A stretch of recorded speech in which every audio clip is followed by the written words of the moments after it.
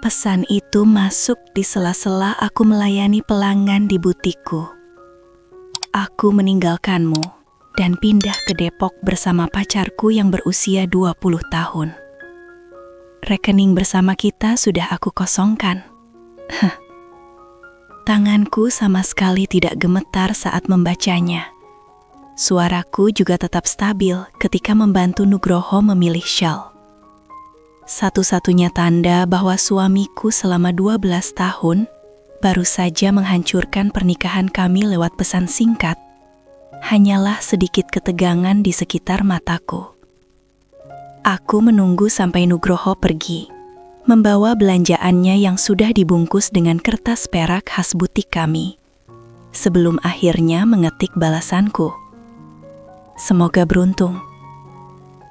Namaku Anindya, dan di usia 38 tahun, aku baru saja menerima ucapan perpisahan paling kejam dalam sejarah. Tapi sementara Firmansyah mungkin sedang membusungkan dada, membayangkan aku menangis karena pengkhianatannya, aku justru dengan tenang mengunci butikku dan menutup hari itu seperti biasa. Tanda-tandanya sebenarnya sudah ada sejak berbulan lalu. Pulang malam terus-menerus yang tidak pernah cocok dengan setoran gajinya. Perubahan kata sandi ponsel yang mendadak. Cara dia mulai rajin ke gym, beli baju baru, seolah ingin merebut kembali masa mudanya. 3 bulan lalu, aku menemukan struk makan malam untuk 2 orang di restoran mahal, pada malam yang katanya dia lembur. Malam itu juga aku membuka rekening bank terpisah di bank lain. Seminggu kemudian, saat dia bilang ingin menggabungkan rekening agar lebih praktis, aku menyetujuinya dengan ceria, sambil diam-diam memindahkan seluruh tabungan pribadiku ke rekening baru itu. Rekening bersama yang barusan dia kosongkan hanya berisi uang secukupnya supaya dia tidak curiga. Kira-kira setara 2 bulan setoran rutin. Sisanya sudah aman tersimpan. Lengkap dengan catatan rinci setiap transaksi mencurigakan yang dia lakukan selama setahun terakhir. Ponselku bergetar lagi. Jangan repot-repot mengemis. Aku dan Maharani berangkat besok. Nanti aku suruh orang ambil barang-barangku. Maharani, resepsionis baru di kantornya. Aku pernah bertemu dengannya di pesta Natal kantor. Melihatnya tertawa terlalu keras mendengar lelucon Firmansyah, memperhatikan cara dia menyentuh lengan Firmansyah saat merasa tak ada yang memperhatikan. Dia cukup muda untuk jadi anak Firmansyah dan cukup polos untuk percaya dirinya istimewa. Aku tidak membalas pesannya. Sebagai gantinya, aku menelpon pengacaraku. Orang yang sudah kukonsultasi 2 bulan lalu saat menemukan tagihan hotel di laporan kartu kredit kami. Ini saatnya, kataku singkat. Dia sudah melangkah duluan. Berkasnya sudah siap, jawabnya. Aku akan mengajukannya besok pagi. Mau dia diserahkan suratnya di Depok? Tidak usah buru-buru. Biarkan dia merasa menang dulu. Pesan lain dari Firmansyah masuk. Aku tahu, ini pasti berat buatmu. Lagi pula, kamu juga sudah tidak muda lagi. Setidaknya kamu masih punya toko kecilmu buat mengisi waktu. Tokoku yang kecil. Butik sukses yang kubangun dari nol. Yang penghasilannya lebih besar daripada gaji Firmansyah sebagai manajer menengah. Yang keuntungannya sengaja kusimpan terpisah dari keuangan bersama kami. Aku tersenyum. Membayangkan surat-surat resmi yang akan menyambutnya di Depok. Biarkan dia menikmati momen kemenangannya. Malam itu aku habiskan di rumah kami, atau lebih tepatnya rumahku. Rumah warisan dari nenekku yang tetap atas namaku meski Firmansyah berkali-kali menyarankan agar namanya ikut dicantumkan di sertifikat. Insting beruntung lain yang ternyata menyelamatkanku. Saat merapikan dokumen-dokumen yang dibutuhkan pengacaraku, aku menemukan album pernikahan kami. Firmansyah terlihat sangat berbeda saat itu. sebelum krisis paruh baya mengubahnya menjadi bayangan karikatural dari dirinya yang dulu. Dia mulai pakai kemeja yang kekecilan untuk perutnya, yang makin melar. Terlalu memaksakan diri supaya nyambung dengan anak-anak usia 20-an di kantornya. Pakai slang yang terdengar konyol keluar dari mulut pria 45 tahun. Ponselku terus bergetar karena pesan-pesannya. Satu demi satu makin merendahkan. Aku sudah merencanakan ini berbulan-bulan. Maharani mengerti aku dengan cara yang kamu tidak pernah bisa. Kamu bakal baik-baik saja. Mungkin bisa cari seseorang yang seumuranmu. Keluargaku juga sudah aku kasih tahu. Mereka setuju kita memang sudah menjauh. Ini bukan salah siapa-siapa sebenarnya. Semua pesan itu aku screenshot dan masukkan ke folder bukti. Biarkan saja dia menggali lubangnya sendiri. Pengacaraku pasti senang membaca pengakuannya yang santai soal rencana matang ini, ditambah pengumumannya yang ceria tentang mengosongkan rekening bersama. Pesan terakhir benar-benar menarik perhatianku. Oh iya, aku pakai kartu bersama kita buat pesan tiket pesawat dan hotel. Anggap saja hadiah perpisahanku LOL. Sempurna. Aku langsung menelpon perusahaan kartu kredit. Dengan Setiawan, kata petugasnya. Saya mau melaporkan transaksi penipuan dan membatalkan kartu sekarang juga. Tentu, Bu. Bisa sebutkan transaksi yang dimaksud? 2 tiket kelas 1 ke Depok yang dipesan hari ini, dan tagihan hotel di The Margo Hotel. Saya juga ingin menghapus suami saya sebagai pengguna tambahan. Apakah Ibu punya bukti penipuan? Pesan teks dari suami saya yang mengakui dia memakai kartu bersama kami untuk memesan perjalanan dengan pacarnya setelah mengosongkan rekening bank. Saya siap mengirimkannya. Nada profesional si petugas itu tidak sepenuhnya bisa menyembunyikan rasa puasnya saat membatalkan semua tagihan. Besok, Firmansyah dan Maharani akan tiba di bandara dan mendapati tiket mereka tidak berlaku. Reservasi hotel dibatalkan. Ponselku bergetar lagi. Jangan khawatir soal rumah. Kamu bisa tetap tinggal di sana sampai nemu tempat yang lebih kecil. Aku benar-benar tertawa keras membaca itu. Apa dia benar-benar mengira punya hak atas rumah nenekku?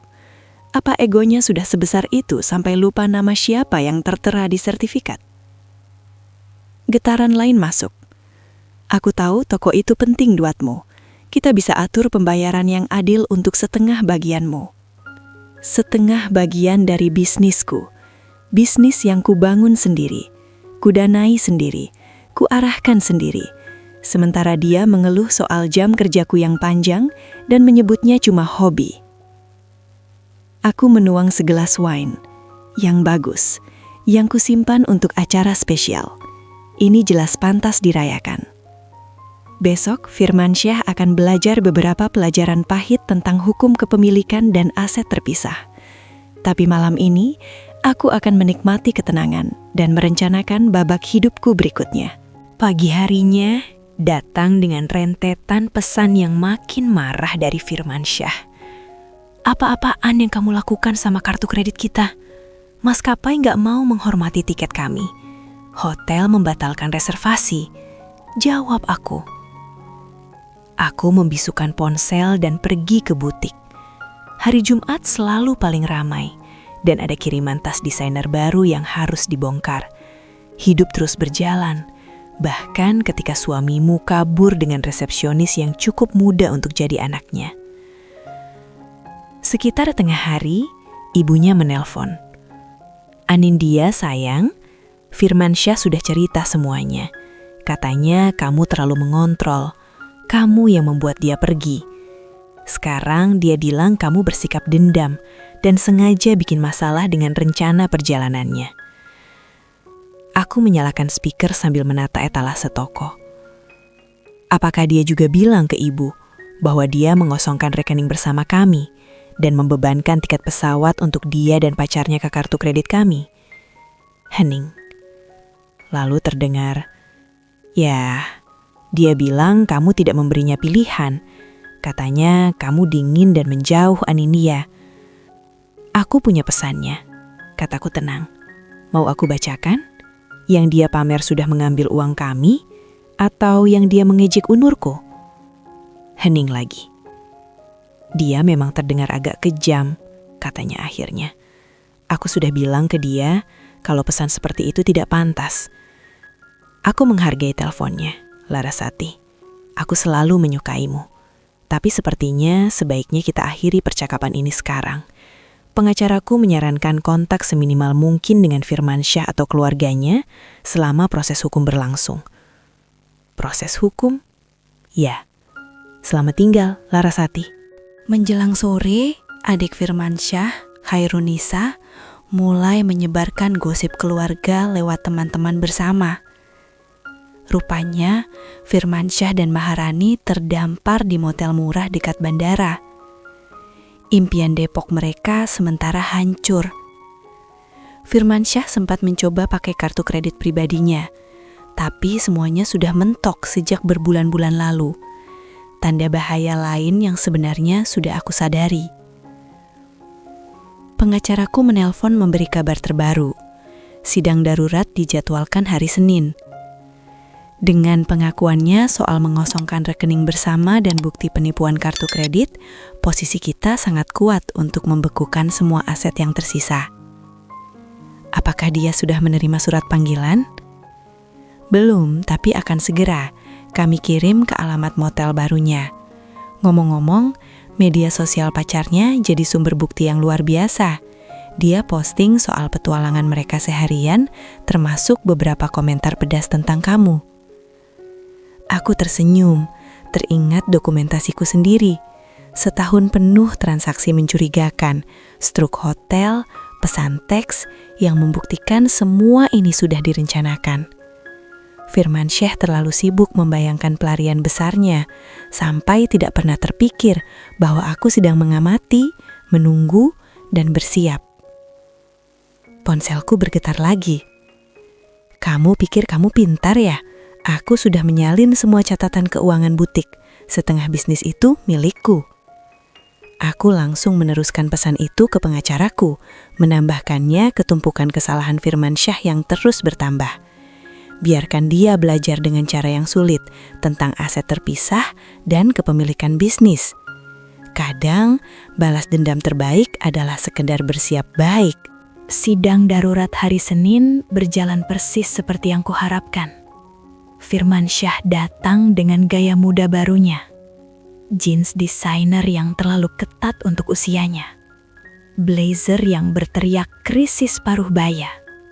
Maharani menunggu di luar. Usia mudanya terlihat mencolok di bawah lampu keras gedung pengadilan. Pengacaraku mempresentasikan bukti dengan rapi dan sistematis.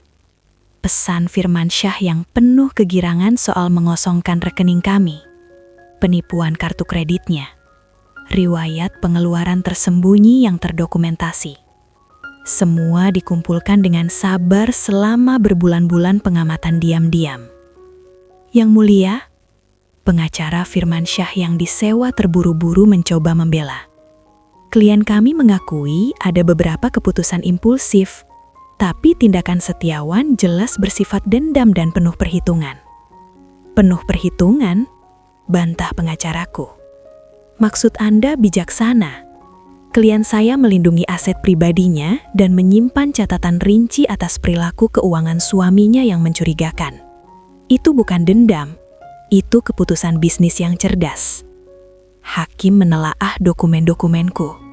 Sertifikat rumah sebagai properti terpisah, akta dan dokumen perusahaan butik atas namaku sendiri, serta pemisahan rapi antara keuangan bisnis dan pribadi. Hal yang selama ini selalu dikeluhkan Firmansyah. Tuan Setiawan, hakim menegur Firmansyah secara langsung.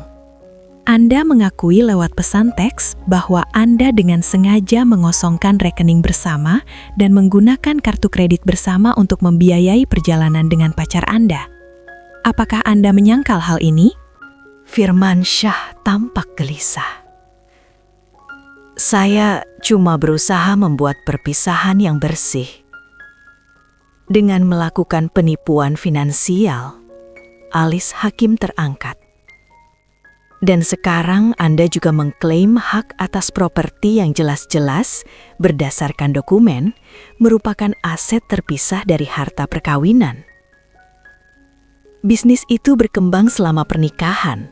Pengacara Firmansyah mencoba lagi. Klien saya berhak atas bisnis tersebut. Bisnis itu sudah ada sebelum pernikahan. Potong pengacaraku. Dan Setiawan menjaga pemisahan ketat antara keuangan bisnis dan pribadi sepanjang waktu. Kami punya dokumentasi setiap sen yang diinvestasikan dan diperoleh. Aku memperhatikan wajah Firmansyah saat kenyataan mulai menghantamnya. Dia mengira semuanya akan mudah. Menguras rekening kami, kabur dengan pacarnya, lalu mungkin menuntut setengah bisnisku saat bercerai. Dia tak pernah mau memahami kenapa aku bersikeras memisahkan semuanya. Dia malah mengejek pembukuanku yang rapi. Menyebutnya berlebihan. Pengadilan menemukan cukup bukti adanya pelanggaran keuangan. Semua aset bersama dibekukan sampai putusan akhir. Tuan Setiawan diperintahkan mengembalikan semua dana yang diambil dari rekening bersama dalam waktu 24 jam. Tapi uang itu sudah habis. Protes Firmansyah. Kami menghabiskannya untuk, kalau begitu saya sarankan Anda mencari cara untuk menggantinya. Hakim memotong.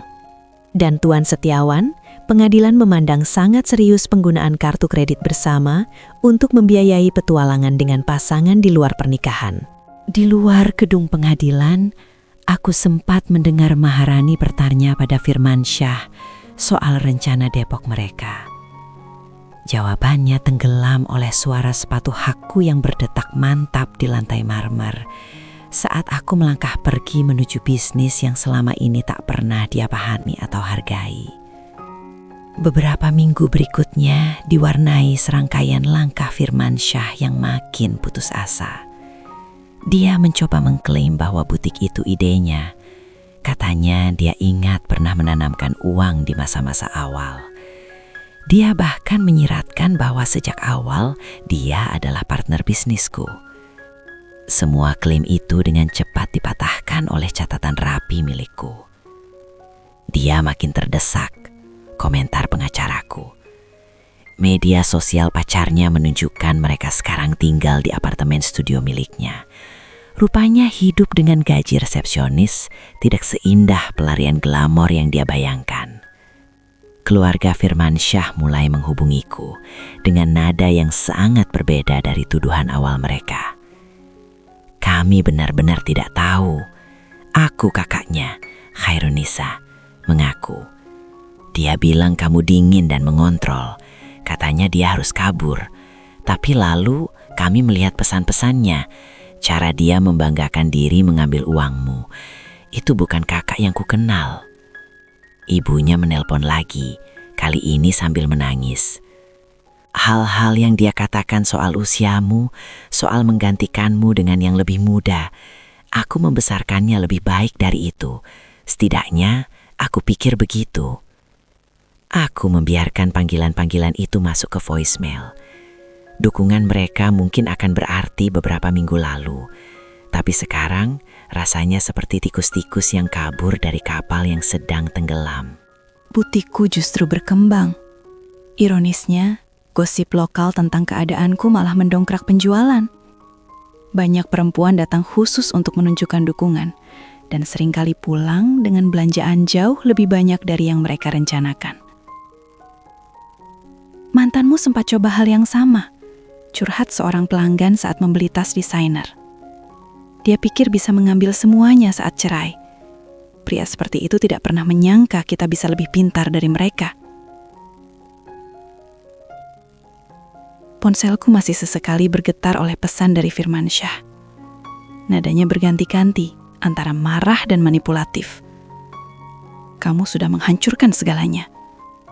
Aku tidak pernah berniat menyakitimu. Kamu akan menyesal bersikap sekejam ini. Tidak bisakah kita mengatur sesuatu? bisnis itu tidak akan berarti apa-apa tanpa dukunganku. Setiap pesan langsung kuteruskan ke pengacaraku tanpa membalas. Biarkan saja dia menggali lubangnya sendiri lebih dalam. Lewat kabar dari sana-sini, aku dengar Maharani mulai ragu. Rupanya berbagi apartemen studio dengan pria setengah baya yang tak mampu punya tempat sendiri bukanlah petualangan romantis seperti yang ia bayangkan. Jarak usia yang dulu terasa seru saat pertemuan rahasia di hotel, kini terasa berbeda di bawah cahaya realitas yang keras.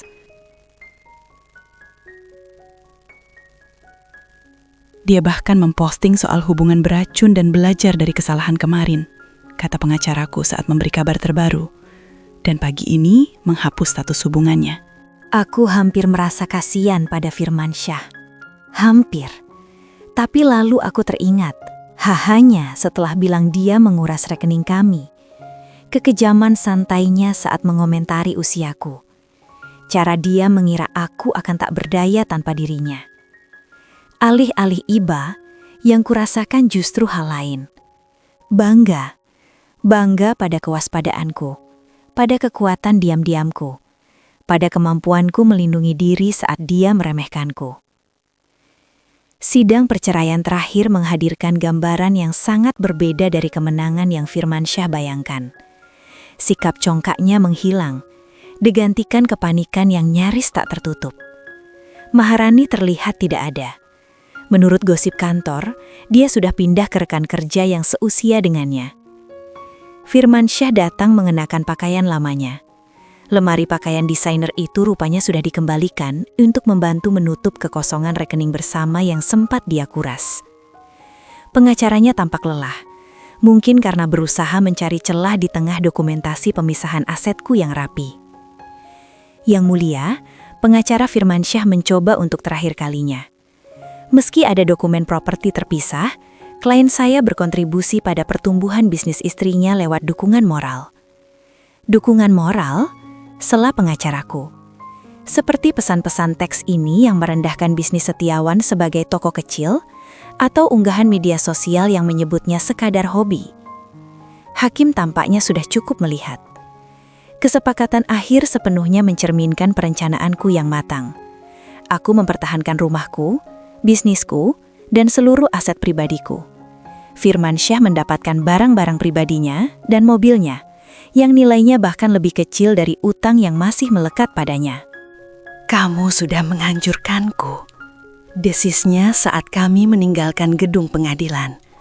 Aku harus kembali tinggal dengan orang tuaku. Tidak, Firmansyah. Kamu menghancurkan dirimu sendiri. Jawabku tenang. Aku hanya memastikan kamu tidak bisa menghancurkanku juga. Ibunya sudah menunggu di luar, siap mengantarnya pulang ke rumahnya. Rumah barunya di usia 45 tahun. Ironi situasinya tak luput dari siapapun. Pria yang dulu mengejek usiaku kini tinggal kembali di kamar masa kecilnya. Sementara aku terus menjalankan bisnisku yang sukses. Kamu sudah merencanakan ini dari awal ya? Tuduhnya. Kamu tahu semua ini akan terjadi? Tidak, aku hanya memperhatikan, kataku. Dan tidak seperti kamu, aku paham pentingnya menyimpan catatan yang rapi. Ibunya melangkah di antara kami. Cukup Firmansyah, kamu sudah cukup mempermalukan diri sendiri. Saat mereka berjalan menjauh, aku mendengar ibunya mulai memarahinya. Jujur saja, apa sih yang kamu pikirkan? Perempuan 20 tahun, menguras rekening bank, mengirim pesan-pesan mengerikan seperti itu. Aku menatap mereka menghilang di area parkir. Dan yang kurasakan hanyalah kelegaan. Firmansyah mengira dengan pesan kejam itu, dia sedang menulis akhir dari cerita kami. Padahal, yang dia lakukan justru memicu rencana yang sudah kususun dengan sangat matang. Ponselku bergetar, bukan pesan dari Firmansyah kali ini, tapi notifikasi pesanan baru dari website butikku. Hidup terus berjalan, hanya saja tidak ke arah yang dia bayangkan. 6 bulan setelah perceraian resmi selesai, butikku sudah berkembang dan membuka cabang kedua. Ironinya jelas terasa. Saat Firmansyah masih berjuang membangun ulang hidupnya, toko kecil yang dulu dia remehkan justru makin maju. Aku merekrut 3 karyawan baru dan meluncurkan toko online yang mulai dikenal secara nasional. Kabar tentang kondisi Firmansyah sampai ke telingaku lewat kenalan bersama. Dia mencoba aplikasi kencan, tapi perempuan seusianya tidak tertarik pada pria paruh baya yang masih tinggal dengan orang tuanya. Perempuan yang lebih muda, setelah mendengar riwayatnya lewat gosip kantor, juga memilih menjauh. Katanya, Maharani sudah memperingatkan teman-temannya tentang Firmansyah, bahkan membagikan tangkapan layar pesan-pesan putus asa Firmansyah yang mencoba merebutnya kembali setelah dia pergi. Karier Firmansyah juga ikut terpukul. Departemen HR di perusahaannya membuka penyelidikan soal hubungannya dengan bawahan yang berujung pada teguran resmi. Promosi yang sudah dia harapkan jatuh ke orang lain, seseorang yang tidak punya catatan hubungan tidak pantas dengan staf resepsionis. Dia mencoba mengklaim diskriminasi usia, cerita Hoirunisa saat tiba-tiba datang ke butik. Katanya Firmansyah merasa dia dihukum karena berpacaran dengan perempuan yang lebih muda. Tapi HR hanya menambahkan keluhan itu ke dalam berkasnya. Aku cukup terkejut melihat adiknya di tokoku. Tapi kehadirannya menunjukkan betapa Firmansyah sudah menjauhkan keluarganya sendiri. Aku tahu awalnya kami tidak mendukung kamu, akunya, sambil mengusap syal sutra. Dia pintar sekali memainkan peran sebagai korban. Tapi melihat cara dia menangani semuanya, sikapnya setelah itu, aku malu kami pernah mempercayainya. Pengacaraku terus memberiku kabar tentang upaya Firmansyah yang berulang kali mencoba menggugat ulang kesepakatan perceraian. Semua permohonannya ditolak. Klaim pembagian yang tidak adil gugur karena bukti dari tindakannya sendiri. Bahkan dia sempat berargumen bahwa pesan tentang menguras rekening itu cuma bercanda, kata pengacaraku sambil tertawa. Hakim sampai bertanya, apakah kata haha bisa membuat pencurian jadi tidak ilegal? Kesuksesan butik membawa validasi yang tidak terduga. Majalah bisnis lokal ingin mengangkat ceritaku, bukan sebagai istri yang tersakiti, tapi sebagai pebisnis cerdas yang melindungi kepentingannya. Para pengusaha muda meminta saran tentang cara memisahkan keuangan pribadi dan bisnis. Perlindungan terbaik itu persiapan, kataku pada seorang perempuan muda yang mengingatkanku pada Maharani, dan selalu percaya pada instingmu. Ibu Firmansyah sesekali menelpon, biasanya setelah Firmansyah melakukan sesuatu yang sangat merusak dirinya sendiri. Dia sempat mencoba judi online, berharap ada jalan pintas untuk mengatasi masalah keuangannya. Lalu terlibat skema piramida yang menjanjikan keuntungan cepat. Setiap usaha untuk kembali ke gaya hidup lamanya justru membuatnya makin terjerumus. Aku benar-benar gak tahu di mana kami salah membesarkannya, desahnya dalam salah satu panggilan.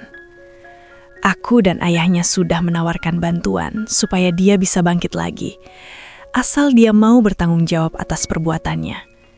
Tapi dia masih menyalahkan semua orang. Kamu, Maharani, kantornya, Hakim. Aku mendengarkan dengan sopan, tapi tetap menjaga jarak. Drama keluarga mereka bukan urusanku lagi. Hidupku sudah melangkah maju, penuh rencana untuk membuka butik ketiga, dan kemungkinan ekspansi ke aksesori mewah. Satu-satunya pengingat dampak Firmansyah dalam hidupku hanyalah sebuah tangkapan layar berbingkai yang tergantung di kantorku. Pesan terakhirnya sebelum aku memblokir nomornya. Selamat bersenang-senang dengan toko kecilmu. Setidaknya itu bisa bikin kamu sibuk di usia tuamu. Di bawahnya terpajang penghargaan bisnis terbaruku. Bukti bahwa kadang balas dendam terbaik adalah sukses dengan caramu sendiri. Setahun setelah perceraian, aku menggelar grand opening untuk butik ketigaku. Acara itu menarik media lokal dan cerita yang mereka ingin angkat bukan tentang pernikahan gagal, melainkan tentang pebisnis sukses yang mengembangkan mereknya. Pengkhianatan Firmansyah kini hanya catatan kaki kecil dalam kisah keberhasilanku. Di tengah acara, Maharani tiba-tiba masuk. Dia terlihat lebih muda dari sebelumnya. Atau mungkin aku saja yang merasa jauh lebih kuat. Dia tampak canggung, memeluk tasnya seperti perisai. "Aku berutang permintaan maaf," katanya pelan. "Aku percaya semua yang dia katakan tentang kamu. Bahwa kamu dingin, mengontrol, tidak mendukung mimpinya." Lalu aku melihat dia memakai taktik manipulasi yang sama padaku saat keadaan mulai sulit. Aku terus menata pajangan kacamata hitam desainer. Itu bukan mimpinya, Maharani. Itu pelarian. Ada bedanya. Aku tahu sekarang, katanya, lalu menambahkan. Dia mencoba pindah ke tempatku waktu kamu membekukan rekening, mengira apartemen studionya cuma sementara. Setelah 2 minggu dia mengeluh soal ukuran lemariku dan menyarankan aku ambil pinjaman untuk pindah ke tempat yang lebih besar, aku paham maksudmu, soal mimpi dan pelarian. Aku tertawa kecil. Biar ku tebak, rencananya besar tapi nggak ada dananya. Persis, katanya semuanya bakal beres begitu investasinya cair, begitu dapat promosi, begitu kriptonya pasti naik nilainya. Dia menggeleng. Sekarang aku pacaran dengan orang seusiaku.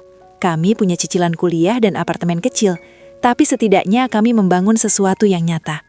Setelah dia pergi, asisten manajerku berbisik. Itu mantan pacarnya? Bukan, jawabku. Itu cuma perempuan lain yang belajar pelajaran yang sama denganku. Ngomong-ngomong soal pelajaran, aku memberi isyarat ke sepasang anak muda yang sedang melihat tas tangan desainer. Ayo, kita bahas idemu untuk mengembangkan lini aksesoris kita. Butik ini sudah menjadi lebih dari sekedar bisnis. Ini simbol kemandirian, ketangguhan, dan kekuatan dari persiapan. Para pengusaha muda sering meminta saranku, dan aku selalu menekankan pentingnya melindungi aset mereka. Ibu Firmansyah menelpon untuk terakhir kalinya. Bukan untuk membahas Firmansyah, tapi untuk berterima kasih. Kamu mengajarkan keluarga kami pelajaran penting, katanya. Tentang berhenti membenarkan perilaku buruk. Tentang tidak lagi membuat alasan untuk kekejaman. Firmansyah masih tinggal di rumah. Masih menyalahkan semua orang atas masalahnya. Tapi kami tidak lagi membelanya. Itu warisanmu bagi keluarga kami. Menunjukkan perbedaan antara mendukung seseorang dan justru memanjakan kesalahannya. Aku memikirkan kata warisan itu saat meninjau rencana pembukaan lokasi keempat.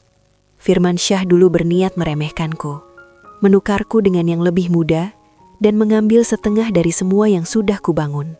Alih-alih, tanpa sengaja dia justru mendorongku menjadi lebih kuat dan lebih sukses. Ponselku bergetar, pesan dari pengacaraku. Firmansyah mengajukan permohonan lagi untuk meninjau ulang kesepakatan. Hakim langsung menolaknya dan memerintahkan dia membayar biaya pengadilan. Kupikir kamu bakal senang dengarnya. Aku tersenyum, membayangkan dia di kamar masa kecilnya, masih berusaha menulis ulang akhir cerita yang sebenarnya sudah ditentukan sejak dia meremehkanku. Kadang balas dendam terbaik bukan soal membalas, tapi soal menjadi lebih baik. 2 tahun setelah pesan teks Firmansyah yang kejam itu, aku menerima undangan untuk menjadi pembicara di konferensi bisnis perempuan. Topiknya bukan perceraian atau pengkhianatan, tapi tentang membangun dan melindungi bisnis yang sukses. Kisahku telah berubah dari cerita peringatan menjadi sumber inspirasi. Di sesi tanya jawab, seorang perempuan bertanya soal memisahkan keuangan bisnis dan pribadi. Suamiku bilang aku paranoid. Katanya pernikahan itu berarti berbagi segalanya. Mantan suamiku bilang hal yang sama, jawabku. Sampai dia mencoba mengklaim setengah bisnisku saat kami bercerai. Percayai instingmu. Perlindungan itu bukan paranoia. Jaringan butikku berkembang menjadi 5 lokasi, masing-masing lebih sukses dari yang sebelumnya. Toko kecil yang dulu Firmansyah ejek kini mempekerjakan 30 orang dan sudah tampil di beberapa majalah nasional. Dari teman-teman bersama, aku dengar Firmansyah akhirnya pindah dari rumah orang tuanya ke apartemen kecil di atas garasi. Dia harus mengambil pekerjaan dengan gaji lebih rendah setelah perusahaan lamanya merampingkan organisasi dan menghapus posisinya. Profil kencannya masih menulis berjiwa muda, meski foto profilnya jelas sudah usang. Ironisnya, Maharani kini jadi pelanggan tetap di butik pertamaku. Dia meraih gelar bisnis dan memulai perusahaan konsultan media sosial sendiri. Kamu menginspirasiku, katanya suatu kali. menunjukkan bagaimana seorang perempuan bisa membangun sesuatu yang bertahan lama, bukannya terbuai janji kosong. Aku tetap membingkai pesan teks Firmansyah yang kejam itu di kantorku, bukan sebagai pengingat rasa sakit, tapi sebagai bukti sejauh apa aku sudah melangkah. Di bawahnya tergantung sebuah papan bertuliskan, kesuksesan adalah balas dendam terbaik. Pada perayaan ulang tahun ke-5 butik pertamaku, aku berdiri menyapa karyawan dan pelanggan setia. Ruang itu telah berubah dari satu toko kecil menjadi flagship dari kerajaan bisnis yang berkembang pesat. Ibu Firmansyah hadir, meski aku tidak mengundangnya. Dia menunggu sampai kerumunan menipis untuk mendekat. Aku melihat Firmansyah kemarin, katanya sambil merapikan gaun desainernya, yang dibelinya dari tokoku. Dia bicara soal masa kejayaannya, tentang hidup yang seharusnya bisa dia miliki. Dia masih belum paham bahwa dia tidak kehilangan segalanya karena perceraian. Dia sendiri yang membuangnya. Aku teringat pesan teks itu, kekejamannya yang santai, anggapannya bahwa aku akan hancur tanpanya, harapannya agar aku memohon dan patah untuk membuktikan dugaannya tentang keputusasaanku. Kenyataannya, aku membangun sesuatu yang lebih kuat dari sebelumnya. Setiap butik baru adalah bukti apa yang bisa dicapai perempuan ketika mereka berhenti meredupkan cahayanya demi pria yang tidak aman. Pramuniaga muda yang baru kupekerjakan bulan lalu, kebetulan juga bernama Maharani, datang dengan pertanyaan tentang sistem inventaris baru yang kuterapkan. Saat aku menjelaskannya, aku menangkap bayanganku di jendela toko. Aku melihat apa yang gagal Firmansyah lihat 5 tahun lalu. Bukan perempuan yang menua, melainkan perempuan yang semakin bijak, semakin kuat, semakin sukses. Pesan teksnya yang kejam dimaksudkan sebagai akhir. Nyatanya, itu adalah awal. Bukan hanya untukku, tapi untuk setiap perempuan yang mendengar ceritaku dan sadar bahwa dia pantas mendapatkan lebih dari sekedar krisis paruh baya orang lain.